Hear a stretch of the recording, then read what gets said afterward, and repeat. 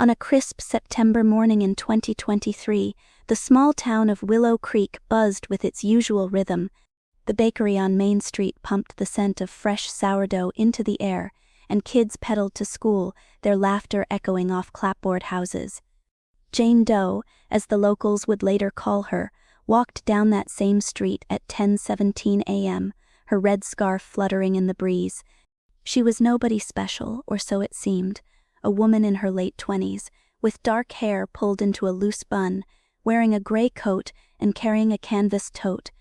CCTV footage from the pharmacy caught her pausing to check her phone, her face lit by the screen's glow. She smiled faintly, as if replying to a message, then slipped the phone into her pocket and kept walking. By 10:30 a.m. she was gone. Willow Creek wasn't the kind of place where people vanished. Nestled in a valley between rolling hills, it was a town of 4,000 where everyone knew your name, or at least your face. The police station, a squat brick building, hadn't handled a missing person case in a decade. When Jane's disappearance hit the local news, it wasn't just a story, it was a fracture in the town's sense of safety. Her name wasn't even Jane Doe at first. That came later when no one could identify her. No driver's license, no credit cards, no social media footprint. The canvas tote, found discarded in an alley behind the diner, held only a half-eaten apple, a paperback novel, and a single key with no markings. The police combed through missing person reports from neighboring counties, but nothing matched. It was as if Jane had stepped out of thin air, walked through Willow Creek, and dissolved back into nothing. Sheriff Laura Bennett took the case personally. At 42, she'd seen enough of life to know that mysteries like this rarely stayed unsolved without reason. She stood in the alley where the tote was found, her boots crunching on gravel, and stared at the spot where Jane's trail ended. The alley was a dead end, flanked by a brick wall and a dumpster. No cameras, no witnesses, no tire tracks. Laura replayed the pharmacy footage obsessively, noting Jane's calm demeanor, the way her fingers lingered on her scarf. She wasn't running from anything, Laura muttered to her deputy, Tom Reyes. Tom, barely 30 and still green, nodded but didn't speak. He'd learned to let Laura think out loud. The town didn't stay quiet for long. By noon that day, whispers spread like wildfire. At the diner, old men nursing coffee debated whether Jane was a runaway or a drifter. Kids at school swapped theories about alien abductions, giggling nervously. On X, a local teen posted, "Anyone else see the lady in the red scarf? She was by the park, then poof, gone." The post got 200 reposts by nightfall, with comments ranging from, "She's a ghost," to "Check the old mill." Laura ignored the noise and focused on the facts. Jane was last seen heading toward the park, a small green space with a fountain and a few benches. A jogger, Emily Hart, reported seeing a woman matching Jane's description near the park's edge at 10:25 a.m.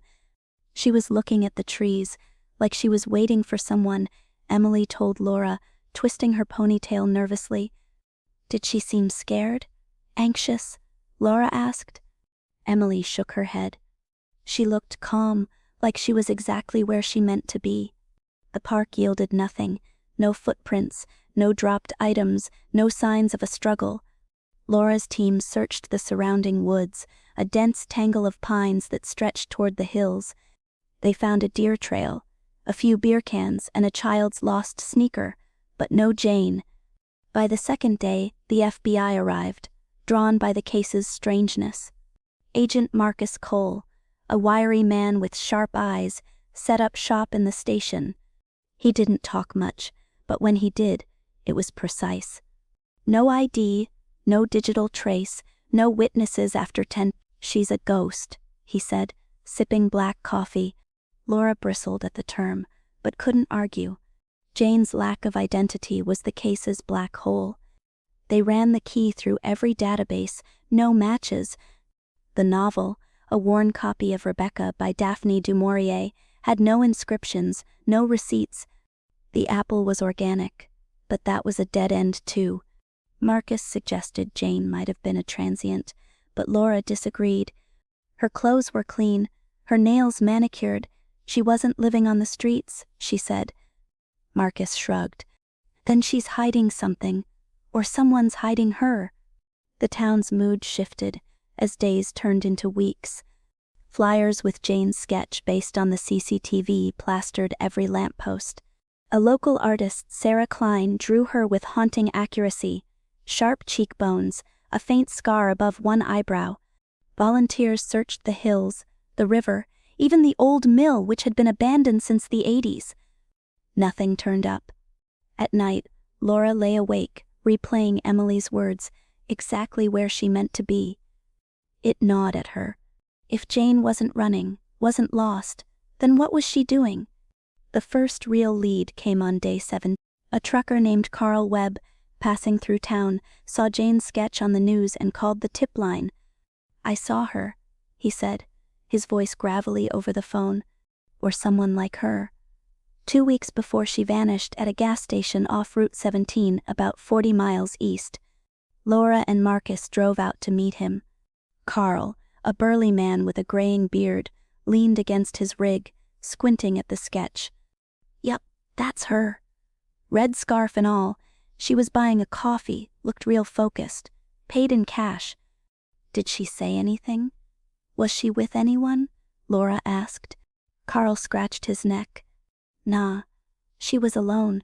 Kept checking her phone though, like she was waiting for a text." Marcus pressed him on details. The time, the weather, the exact date. Carl's story held up. They pulled footage from the gas station, but the cameras were grainy, and the woman's face was obscured by a hood. Still, the red scarf was unmistakable. It was Jane, or close enough. Route 17 was a busy stretch, connecting Willow Creek to larger cities. If Jane was traveling, she could have come from anywhere. But why Willow Creek? And why vanish there?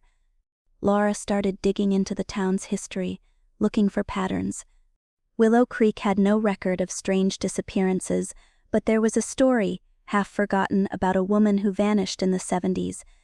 Mary Teller, a school teacher, went missing after a walk in the same park. No body, no leads, just a cold case. Laura pulled the file from the archives, its pages yellowed. Mary's photo showed a woman with dark hair and a faint scar above her eyebrow. The similarity to Jane was uncanny. "Coincidence?" Tom asked, peering over Laura's shoulder. Laura didn't believe in coincidences. She cross-referenced Mary's case with Jane's. No connections, no shared names, no overlapping witnesses, but the park kept coming up. Laura visited it again, this time at dusk, when the light made the trees look like skeletal hands. She stood where Emily had seen Jane, staring at the same pines. A chill ran through her, not from the cold. Something about the place felt wrong. Marcus, meanwhile, chased a new angle, Jane's phone. No carrier records matched her description, but he theorized she used a burner. He requested cell tower data from the morning she vanished. It took days, but the results showed a single unregistered phone pinging near the park at 10:26 a.m., then going dark. "She turned it off," Marcus said.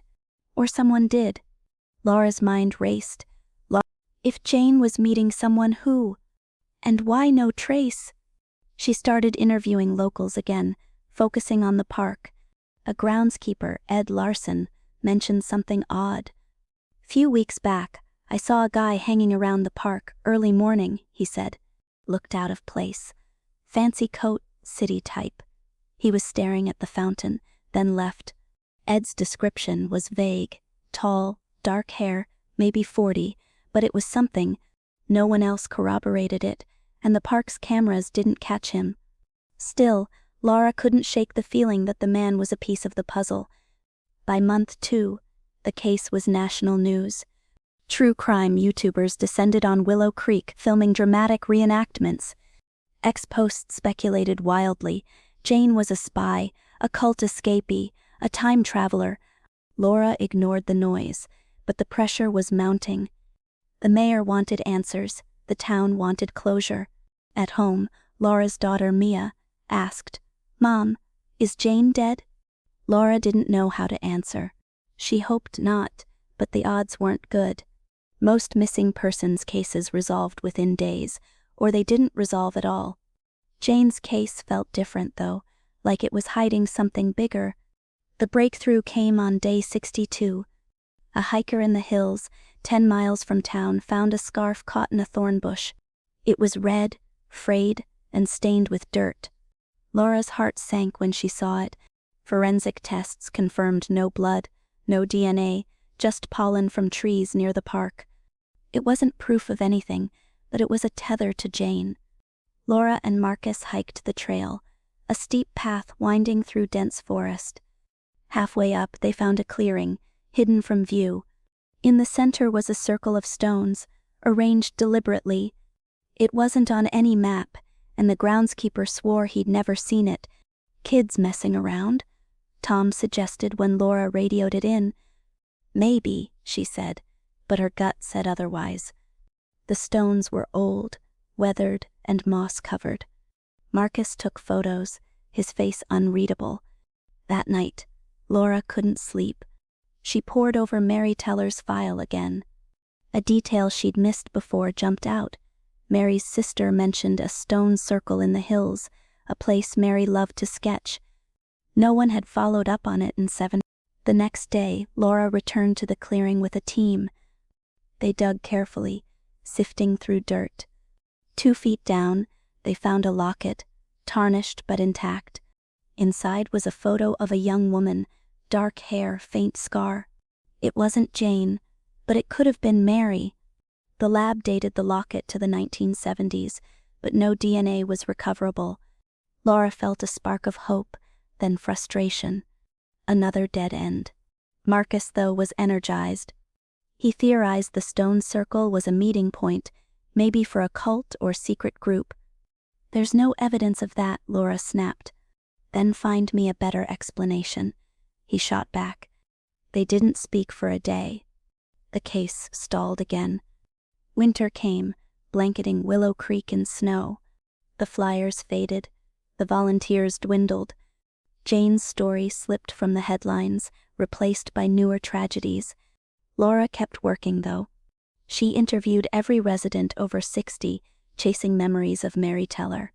One woman, Agnes Reed, recalled Mary talking about a traveler she'd met, someone who knew things. Agnes thought it was a boyfriend, but Mary was secretive. Laura wondered if Jane had met someone similar. In spring 2024, a new tip came in. A woman in a neighboring state claimed to have seen Jane or someone like her at a bus station wearing a red scarf. The lead was thin, the footage blurry, but Laura drove out anyway. The station was a gray, lonely place. No one remembered the woman. On the drive back, Laura's phone buzzed. It was Marcus. "We got a hit on the key," he said. The key from Jane's tote matched a storage locker in a city 100 miles away. Laura's pulse quickened. They opened the locker the next day. Inside was a duffel bag, clothes, a journal, and a photo of Jane or someone identical, standing by the stone circle. The journal was cryptic, filled with dates and coordinates, none local. The last entry read, "He's waiting, I have to go." Laura felt a chill. Who was he? The man in the park? A lover? A captor? The photo was time-stamped September 10, 2023, a day before Jane vanished. The case never closed. Laura and Marcus chased every lead, from the journal's coordinates, dead ends, to the mystery man never found. Willow Creek moved on, but the park felt different now, quieter. Laura retired in 2027, still haunted by Jane's smile on the CCTV. She left the locket on her desk, a reminder of the women who slipped through time's cracks. Jane Doe, Mary Teller, 2 names, 1 mystery. Some nights Laura dreamed of the stone circle, glowing under moonlight. She'd wake up wondering if Jane had walked away or been taken. The truth, like Jane, stayed just out of reach.